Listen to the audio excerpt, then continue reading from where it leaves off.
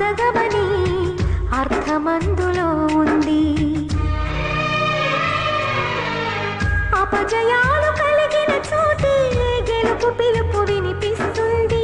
ఆకులన్నీ రాలిన చోటే కొత్త చిగురు కనిపిస్తుంది. మౌనంగానే ఎదగమని మొక్క నీకు చెబుతుంది. ఎదిగిన కొద్దీ ఒదగమని అర్థమందులో ఉంది. అపజయాలు కలిగిన చోటే గెలుపు పిలుపు వినిపిస్తుంది. ఆకులన్నీ రాలిన చోటే కొత్త చిగురు కనిపిస్తుంది.